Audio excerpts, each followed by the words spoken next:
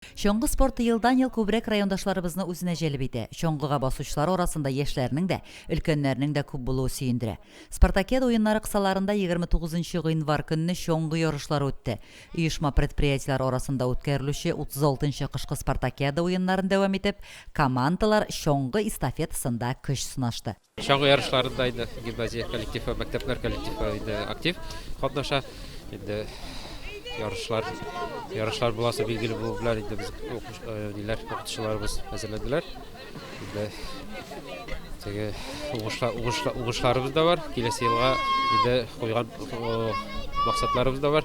Алла берсә ярак шуарга. Мин беренче тапкыр бу елны Спартакиадада катнаштым. Стрельба белән лыжада. Ничек инде теге борчылдырып тора бик нык итеп. Ләкин катнашып бетергәч, уже бөтенләй бердә булгач, рәхәт инде.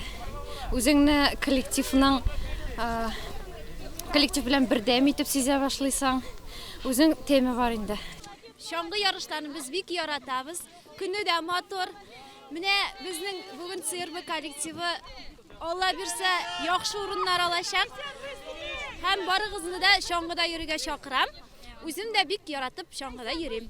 Трассаны райондашларыбыз классик һәм ирекле стильдә узды. Шоңгы эстафетасында беренче урынны район советы һәм башкарма комитеты командасы алды. Яшәнә бик нык яраттым. Хәзер инде бик чыккан юк, но барыбер да менә шундый ярышларда без килеп бик актив катнашабыз. Валет тә безнең командасы инде. Мен дә һәрбер менә шушы шоңгы шушы яткан кешегә исәнлек, саулык, сәламәтлек телим.